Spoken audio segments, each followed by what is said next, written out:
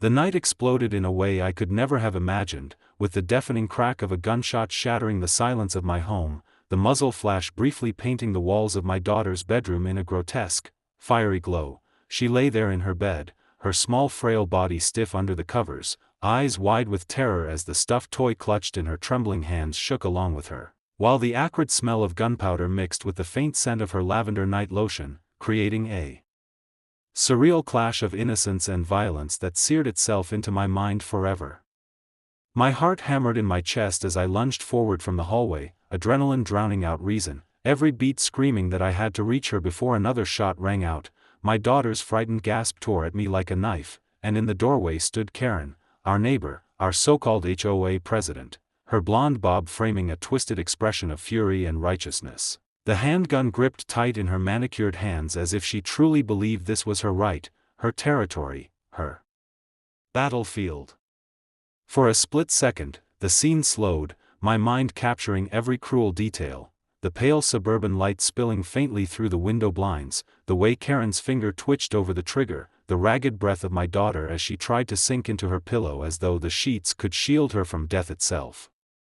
I felt a primal roar rising inside me, a desperate cry of a father ready to throw himself into the line of fire if it meant saving his child, yet even as I rushed forward, my mind screamed a single question: how did we ever reach this nightmare? How did a petty neighborhood dispute spiral into the moment where a grown woman fired a gun into the bedroom of a sleeping, disabled child? The thought burned in me with a poisonous clarity: this wasn't an accident, this wasn't some tragic misunderstanding, this was the climax of months of threats, of petty fines, of intimidation that had grown darker and more dangerous with every passing day until tonight, when Karen's obsession finally tipped into madness. The weight of every ignored complaint, every smug HOA letter, every time I bit back my anger to keep peace in front of my daughter, all of it surged back in this moment as I watched her innocence teeter on the edge of a bullet. Would you forgive someone who nearly killed your child simply because they believed you hadn't followed a neighborhood rule? Would you ever sleep in peace again knowing the person who smiled at block parties, who waved at the mailbox, was capable of aiming a weapon at your family's heart?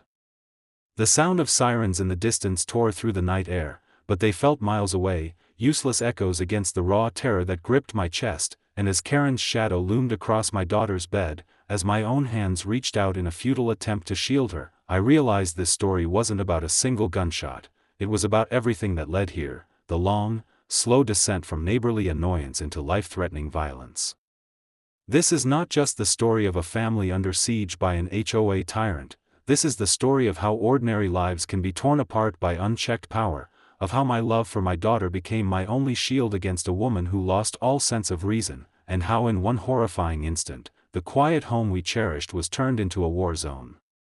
Before that night of terror, our lives seemed simple, almost ordinary, painted with the small, tender moments that made our house feel like a sanctuary, a place where my disabled daughter could find comfort and safety in a world that often misunderstood her. Mornings would begin with the soft hum of the coffee maker and her laughter drifting down the hallway as she played with her stuffed animals, her bright spirit lighting up every corner despite the challenges she faced each day, and evenings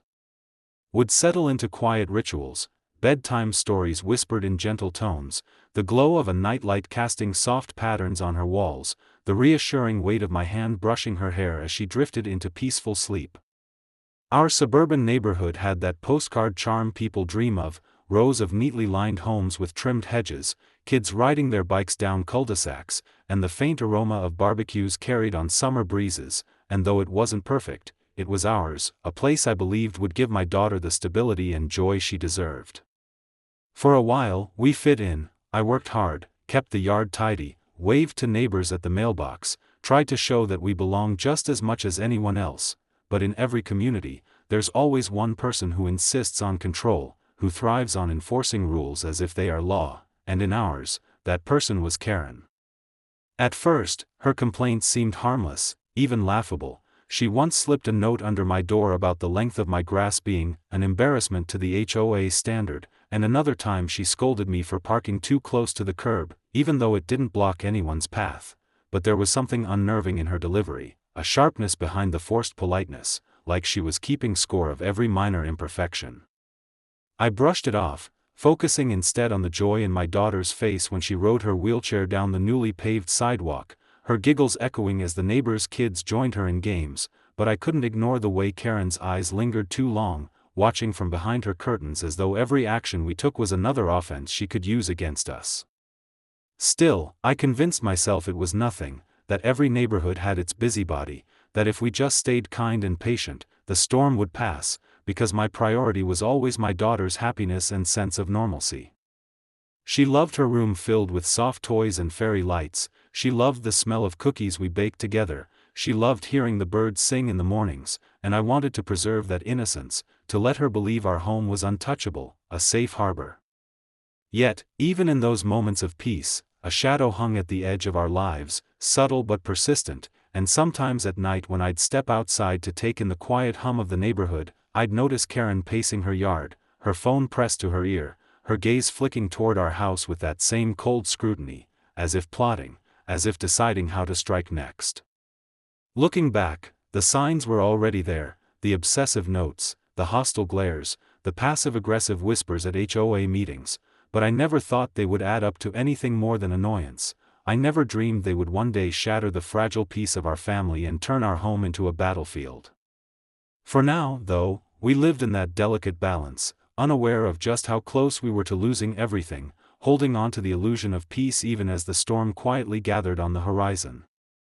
It didn't take long before Karen's harmless-seeming nitpicks transformed into something far darker, something relentless and personal, beginning with her passive-aggressive notes slipped under our door in neat, curt handwriting that carried more venom than politeness, warnings about our trash cans being left out a minute too long, accusations that our daughter's wheelchair ramp was an eyesore for the neighborhood standard, and veiled threats of HOA fines if we didn't immediately comply with community expectations. At first, I tried to shrug it off, reminding myself that my energy was better spent keeping my daughter happy than feeding into petty neighborhood drama, but her presence seemed to hover over every corner of our lives. If I trimmed the hedge an inch too high, I'd hear her voice floating over the fence, sharp and mocking, "I suppose precision isn't your strong suit." And when I parked my car slightly angled in our driveway after a long day of work, I'd catch her snapping photos with her phone. Her lips curved into a thin, satisfied smirk as though cataloging my mistakes for a case she was building against me. Still, I tried to swallow my pride, knowing my daughter needed stability, knowing she thrived on routine and calm, so I forced a smile, waved politely at Karen during HOA meetings, and kept my words clipped and civil, even when her eyes lingered too long on us, her voice carrying across the table with comments that stung like tiny cuts. "Some families just don't fit into our community standards, but I suppose everyone deserves a chance." Each time I looked at my daughter, her innocence, her laughter, the way she beamed when she showed me the flowers she'd planted in her little garden patch, I knew I couldn't allow Karen's poison to steal our joy. But Karen wasn't satisfied with whispers and notes. Her tactics escalated. She began yelling across the fence in broad daylight, her voice carrying for all the neighbors to hear, accusing me of lowering property values with my outdated porch furniture, sneering that my daughter's therapy van blocked the street even when it was parked neatly in our driveway, and once, when I caught her crouched near our front yard snapping pictures of our flower beds, she had the audacity to wave at me as though nothing was wrong, as though my home was her personal surveillance project. I wanted to fight back, to tell her off, but each time I saw my daughter peeking nervously from the window, clutching her toy for comfort whenever Karen's voice rose, I forced myself to keep calm, to avoid adding more chaos into her fragile world. Yet the strain began to eat at me. I lost sleep, I paced the living room at night replaying Karen's smirks and muttered comments, and I knew she thrived on that tension, knew she fed off the control she believed she had over us. The breaking point of that first wave of clashes came one humid evening when I returned from work to find Karen standing boldly on the sidewalk in front of our house, clipboard in hand, her expression smug as she announced loudly to a small gathering of neighbors that she was considering a motion to fine us for non-compliance with community standards, her eyes flicking toward my daughter's ramp with thinly veiled disdain. Something in me cracked then. I stepped forward, trying to keep my voice measured, but the anger shook through my words as I asked her to leave my property and respect my family's needs. She stared at me, unflinching, her smile widening as though she'd been waiting for me to lose composure, and in that chillingly calm voice of hers she leaned slightly closer, her breath icy against the warm evening air, and whispered words that froze me to my core. "You'll regret moving here." That sentence, so deceptively quiet yet loaded with menace, clung to me long after she walked away, her heels clicking confidently against the pavement, and though the neighbors pretended not to notice, I could feel the weight of her threat lingering like a storm cloud ready to burst. What began as Karen's petty notes and smug whispers soon mutated into outright hostility that invaded every corner of our lives, her obsession with control no longer hidden behind polite HOA language but displayed in bold, malicious acts that made it impossible to ignore. It started with the way she harassed anyone who dared visit us, standing at the edge of her driveway with her arms crossed, glaring at friends as they walked up to our porch, once even shouting across the street that our guests were lowering the tone of the neighborhood, and when my daughter's physical therapist arrived each week, Karen would pace back and forth along the sidewalk, muttering loudly about traffic congestion, her eyes burning holes into the back of the van until the therapist whispered nervously to me that she felt uncomfortable parking in front of our home. Soon after, our property itself became her target. I came out one morning to find deep scratches gouged into the side of my car as though a key had been dragged across it, the fresh lines still sharp against the paint, and though I had no proof, I saw the smug flicker of a smile on Karen's face later that day as she watered her garden, watching me inspect the damage. The next week, our mailbox was knocked off its post, smashed in a way that suggested deliberate force, not some careless accident, and when I replaced it, Karen left a note folded neatly inside before the first letter even arrived, reminding me of HOA mailbox standards, with a smiley face drawn at the end like salt in a wound. My patience, already frayed, began to unravel as these incidents piled up, but the worst came when Karen weaponized the system meant to protect us. She began calling the police with false complaints, spinning tales about loud parties that never happened, accusing me of disturbing the peace when I was quietly reading with my daughter, and even once claiming I had threatened her with violence, forcing me to stand on my porch in front of flashing lights, explaining to bewildered officers while my daughter peeked fearfully from behind the curtain, her small face pale with confusion and fear. Each false report ended the same way, the police apologetic but bound to respond, me left humiliated in front of neighbors, and Karen smirking from her lawn as though every siren was her personal victory march. The emotional toll was unbearable. I barely slept, lying awake at night replaying every confrontation, my mind spiraling with dread of what she might do next, while my daughter began asking questions I never thought I'd hear from her innocent lips. "Daddy, why does she hate us? Did we do something wrong?" I held her and promised her safety, but deep down, my confidence wavered, because the truth was I felt powerless against Karen's endless malice, trapped in a cycle where every attempt to ignore her only emboldened her cruelty. I tried documenting everything, saving her notes, taking photos of the damage, but even as I built my quiet archive of her harassment, I could feel her shadow pressing closer, as if she knew I was preparing to fight back and she relished the challenge. The breaking point came one late night when I awoke to the faint creak of gravel outside. At first, I thought it was a stray cat or maybe a raccoon, but when I pulled back the curtain of my daughter's bedroom, my blood ran cold. There, half hidden in the glow of the street lamp, stood Karen herself, her face ghostly pale in the dim light, staring straight at my daughter's window with an intensity that made my stomach twist. She didn't move, didn't speak, just stood there watching like a predator studying prey, and for a moment, I couldn't breathe, frozen in disbelief that a neighbor, a supposed community leader, had crossed the invisible line into trespassing, into obsession so dark it could no longer be dismissed as petty feuds. By the time I stormed outside, she had vanished into the night, leaving behind only footprints in the damp grass and the chilling certainty that she was no longer satisfied tormenting us from afar. She was now invading the very heart of our sanctuary, inching closer to the moment when she would finally strike. It was only a matter of time before Karen's cruelty found reinforcement in the very system that was supposed to keep our neighborhood fair and safe, because when I finally gathered the courage to present my thick folder of complaints, photographs, and written notes to the HOA board, laying bare months of harassment, I expected at least concern, if not action, but instead, I was met with polite nods, stifled yawns, and the unmistakable coldness of people who had already chosen their side. Karen sat at the head of the table, her lips curved in that smug, practiced smile, pretending to be the picture of civility as she calmly suggested I was exaggerating, that perhaps I was overly sensitive and misinterpreting her attempts to enforce community harmony, and shockingly, they believed her. The board members dismissed my evidence with weak excuses. Maybe the car scratches were an accident, mailboxes get damaged all the time, the police reports are outside our jurisdiction, each phrase like a hammer driving nails into my hope, until I realized Karen had woven her poison so deeply into the HOA that she could do no wrong in their eyes. Fury surged through me as I stood, my voice trembling not from fear but from a rage I could no longer contain, and I called her out in front of everyone, recounting every instance of her harassment, every sleepless night, every tear my daughter had shed because of her, my words spilling like fire across that stale meeting room. Karen didn't flinch. She waited until I had finished, then leaned back in her chair, smirked, and delivered her final blow in a voice so low only I could hear, "This isn't over."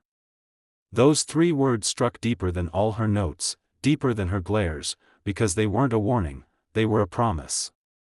From that moment, the tension in our home thickened into something tangible, something suffocating. My daughter began waking from nightmares, clutching her chest and asking why the neighbor lady hated us, her body growing frilier under the weight of constant fear, and every time she coughed or whimpered, guilt crashed over me like waves, because I had failed to shield her from this darkness. The stress gnawed at both of us. I caught myself pacing the halls at midnight, staring out windows for signs of Karen lurking, rehearsing confrontations in my mind, while my daughter clung to me in ways she never had before, her small voice whispering that she felt safer when I was in the room. It was during one of those restless nights that my growing paranoia pushed me to finally check the outdoor security cameras I had installed weeks earlier, cameras I had almost forgotten about in the chaos. Sitting alone in the glow of the living room screen, I scrolled through the footage, the hours of uneventful suburban stillness blurring together, until my breath caught in my throat. There she was, Karen, in the grainy black and white footage of our backyard, standing just beyond the patio, her figure stark against the shadows. But it wasn't the trespassing that froze my blood, it was what she held in her hand, glinting faintly under the motion sensor light, a handgun, unmistakable, heavy, real. She wasn't just watching anymore, she wasn't just threatening with words or petty vandalism, she was armed, she was ready, and she was standing on the edge of our world like a predator preparing to strike. I remember leaning closer to the screen, my pulse thundering in my ears as I replayed the clip over and over, praying my eyes were deceiving me, but the outline was clear, the weapon undeniable, and in that moment I knew we had crossed the final threshold. There was no longer room to hope she would stop, no chance that ignoring her would calm her obsession. This was war, and it was only a matter of time before the nightmare would reach its peak.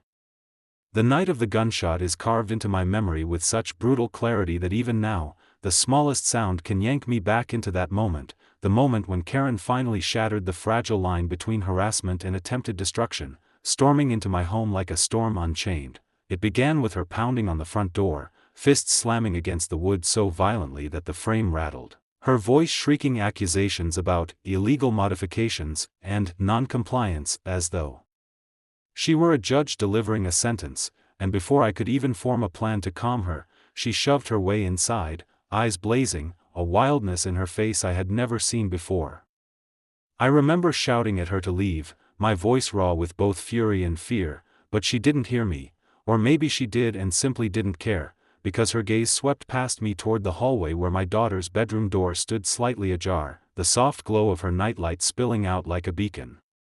My heart dropped as Karen's hand dipped into her purse, and in one swift, horrifying movement, she pulled out the gun, the metal catching the faintest shimmer of the overhead light, and in that split-second time fractured into sharp pieces, the deafening silence before the storm, the realization that my daughter was lying defenseless in her bed, and the sheer disbelief that a neighbor, a so-called protector of community standards, had descended into a monster with a weapon. "You don't belong here," she hissed, her voice low and venomous, and then the gun went off. The sound wasn't just loud, it was a thunderclap tearing through every nerve in my body, a violent crack that shook the air itself, rattling the picture frames on the wall, filling the house with the acrid stench of gunpowder. The muzzle flash lit the hallway for a blinding instant, throwing Karen's face into a mask of rage and madness, while down the hall my daughter screamed, a raw, terrified sound that ripped me apart as I lunged toward her room, desperate to put myself between her and the danger. I can still feel the way my chest constricted, the way my breath stuttered as I saw her curled up under her blanket, clutching her stuffed toy so tight her knuckles were white, her eyes huge with terror, and all I could think was that she was too small, too fragile, too innocent to witness this kind of violence. I shouted at Karen, begged her to stop, but she raised the gun again, her hands trembling yet steady enough to make my blood freeze, and for a heartbeat I thought this was it, this was how our story would end, with my daughter's life stolen over a warped obsession with rules and power. But something in my roar, in the way I threw myself in front of the doorway, seemed to jar her, because she didn't fire again, not immediately. Instead, she spat out words drenched in hatred, ranting about how families like ours ruined communities, her finger twitching on the trigger as though the temptation was seconds from becoming action. My daughter sobbed behind me, her cries blending with the pounding of my own heart, and for the first time in my life, I felt the raw, animal instinct to fight, to tear the weapon from Karen's hands with nothing but my bare fury if it meant saving my child. The standoff felt endless, the room charged with an electricity so sharp I could taste it on my tongue, and then, through the chaos, came the distant wail of sirens, faint but growing, slicing through the night like a promise of salvation. Karen's eyes flicked toward the sound, her confidence faltering for the briefest moment, and in that hesitation, I surged forward, shouting with every ounce of rage and terror in my soul, forcing her back into the hall. She stumbled, her hand tightening around the weapon, and for a split second I braced for the second shot that might end it all, but it didn't come. Instead, she cursed under her breath, her face twisting as the red-blue lights flickered faintly through the blinds, and with one last glare filled with venom, she bolted, racing out the door just as the police cars skidded to a stop outside.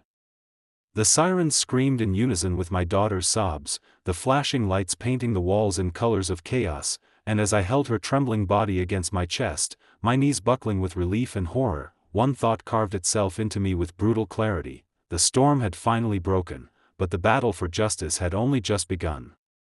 In the immediate aftermath of the gunshot, when the flashing lights of police cars bathed my house in dizzying red and blue, I thought the nightmare was finally over, that the sight of officers swarming Karen on the front lawn would bring justice, but I underestimated how far her manipulation could stretch. Standing there in handcuffs, she didn't look like the unhinged neighbor who had just fired a weapon inside a child's bedroom. She looked like the picture of composure, her face carefully arranged into trembling fear as she told the officers a story so twisted it made my stomach churn. "They attacked me," she claimed, her voice cracking in a way that sounded rehearsed. "I was defending myself. He threatened me first. I had no choice." And to my horror, some of the officers listened with sympathy, their pens scratching across notepads as if her lies carried equal weight to the terror my daughter had just endured. I shouted, begged them to see the truth, to look at the bullet hole in the drywall, to smell the gunpowder still hanging heavy in the air, but Karen's calm performance seemed to overshadow my desperation, and when she pointed toward her reddened wrist, claiming I had grabbed her violently during the scuffle, I felt my heart sink because suddenly I wasn't just a victim, I was under suspicion. The HOA wasted no time in closing ranks around her. By the next morning, an official statement circulated accusing me of being hostile and non-compliant, painting Karen as a dutiful president who had only ever acted in the community's best interest, and though my neighbors had heard the shot, seen the chaos, many stayed silent, either out of fear of retaliation or blind loyalty to the woman who had controlled them for years. My days blurred into a fog of meetings with detectives, sleepless nights replaying the moment of the gunshot, and hours spent holding my daughter as she cried, asking if Karen was coming back to hurt her again. Each time I tried to reassure her, my voice cracked, because deep down I wasn't sure. I knew the system could be manipulated, and I knew Karen had mastered the art of turning her cruelty into victimhood. Even when evidence was presented, the bullet casing recovered from my floor, the footage from my security cameras of her lurking in the backyard with the weapon, her attorney twisted it into context that benefited her. She was a frightened woman, a community leader under stress, a victim of ongoing hostility from my family. It felt like drowning in quicksand. The harder I fought, the deeper I sank, and I began to wonder if truth alone would ever be enough. The investigation dragged on, each interview another chance for Karen to spin her web, and each time I sat across from officials who seemed unsure, who scribbled notes while avoiding my eyes, the fear grew heavier in my chest, not fear of Karen this time, but fear of a system that might let her walk free. The breaking point of that despair came during a late-night meeting with the lawyer I had scraped together enough money to hire, a man with sharp eyes and a blunt manner who didn't sugarcoat reality. After listening to the details, after watching the footage, he leaned forward, his voice steady but heavy with warning. "She's good at this. If we don't prove intent, if we can't show she meant to harm your daughter, she could walk free." Those words echoed through me like another gunshot, louder even than the one that had torn through my home, because they carried the weight of possibility, the unbearable idea that the woman who had nearly destroyed us could return, smiling smugly, ready to finish what she started.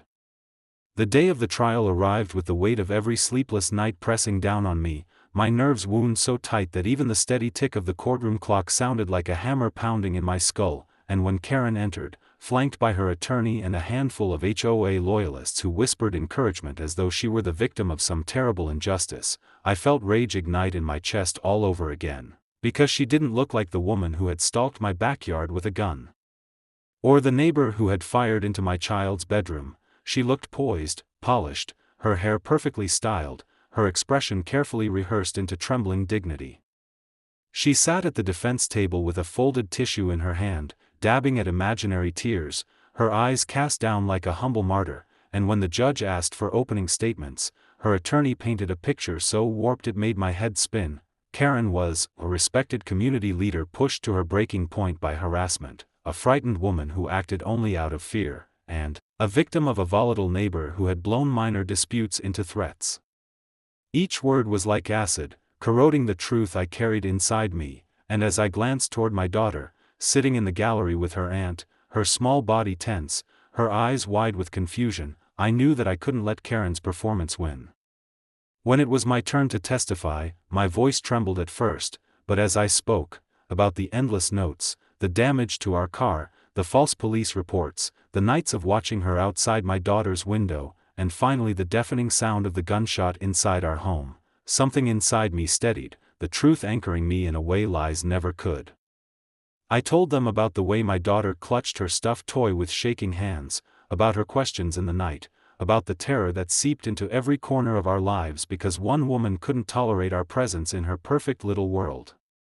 My lawyer, sharp and relentless, presented the evidence we had fought so hard to collect, the bullet casing from the hallway, the photos of damage, and most damning of all, the security footage of Karen standing in my backyard in the dead of night with a gun glinting in her hand. For a moment, the courtroom seemed to still, the jurors leaning forward, the quiet weight of undeniable truth settling over them, and I allowed myself to hope. But Karen wasn't finished. When she took the stand, she slipped into her sweetest mask yet, her voice trembling as she claimed she only carried the weapon for personal safety, that she fired in my home because I lunged at her in a threatening manner, and when pressed, she turned her gaze toward the jury with wide, glistening eyes, whispering, "I was so afraid for my life." Some jurors frowned, others shifted uneasily, and for a terrifying heartbeat I thought they might believe her, that her crocodile tears might wash away months of torment. But then came the cross-examination, and my lawyer knew exactly how to chip at her facade, question by question peeling away the layers of her performance until cracks began to show. He asked about the timing of the police calls, how each coincided with petty disputes, how her notes grew harsher even as she claimed she was afraid, how a woman in fear somehow found the nerve to trespass in the middle of the night. Her answers faltered, her voice rising an octave too high, and when he confronted her with testimony from a neighbor, one brave enough to admit under oath that they'd overheard her bragging about teaching that family a lesson, the mask slipped entirely. Karen's face twisted, her composure crumbling as she erupted in fury, slamming her palm on the table, shouting that people like them ruin neighborhoods, her venom spilling into the open for all to see. Gasps rippled through the courtroom, the jurors staring wide-eyed, the judge pounding the gavel for order, but the damage was done. in that single outburst, she revealed the truth I had known all along, the truth hidden beneath her fake tears and trembling hands. When the verdict finally came, the words, "guilty on all counts," rang out like the first breath after drowning, my knees weakening with the weight of relief, my daughter burying her face into my chest as though at last, finally, she believed she was safe. Karen's scream of protest echoed behind us as she was led away, her hands cuffed, her mask shattered, and in that moment the courtroom didn't just belong to me, it belonged to every victim who had been silenced by lies, every family who had been cornered by bullies in positions of power, and it belonged most of all to my daughter, whose innocence had survived the storm.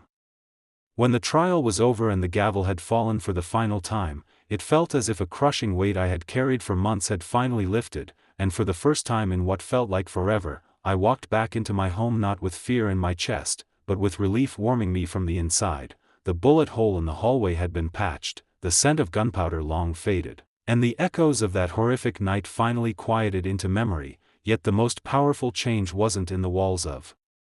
the house, it was in my daughter. That evening, as I tucked her into bed, I noticed how peacefully she slept, her small chest rising and falling in a steady rhythm, her stuffed toy cradled gently in her arms, and for once there was no trembling, no sudden cries in the night, no fearful glances toward the window. The serenity on her face was the truest verdict of all. She was safe, and she knew it. Sitting beside her, I let my mind wander back through every moment that had led us here. The first petty note slipped under the door, the cruel whispers at HOA meetings, the nights of staring out into the dark yard, the deafening crack of the gunshot, and I realized how close I had come to giving in, to letting fear silence me, to letting Karen's lies bury the truth. But in the end, it wasn't just evidence or lawyers that won the battle, it was persistence, it was refusing to stay silent even when the system seemed stacked against us, it was believing that my daughter's safety was worth every sleepless night, every tear, every fight. Neighbors began to see it too. The ones who had once looked away now came forward, offering apologies, bringing meals, stopping by to ask how we were, and though it didn't erase the loneliness of those months, it reminded me that bullies thrive only when others remain silent, and once the truth is dragged into the light, their power crumbles. I looked at my daughter's calm face and thought about how easily we had nearly lost everything, how fragile peace can be when unchecked hatred and obsession are allowed to grow, and I knew that our story carried a warning bigger than just one family's struggle. Because this wasn't just about one HOA president with a gun, this was about what happens when communities let fear and power go unchallenged, about how ordinary lives can be twisted into nightmares if no one stands up to say, enough. And yet, it was also about resilience, about how even in the darkest nights, the bond of family, the determination to protect what matters most, can endure and outlast cruelty. As I sat there, I whispered a silent promise to myself and to my daughter. Never again would I let fear dictate our lives, never again would I let someone's lies define our worth. And to you, watching this story unfold, I'll ask the same question I've asked myself every night since. If it had been your child, your family, your home under attack, could you ever forgive someone like Karen? Or would the scars run too deep? Tell me in the comments below what you would have done in my place, because your voice matters more than you know. And if you want to hear more true stories of resilience, justice, and the battles ordinary families fight against extraordinary cruelty, make sure to subscribe to this channel, because together we prove that even the strongest bullies can be stopped when truth finally comes to light.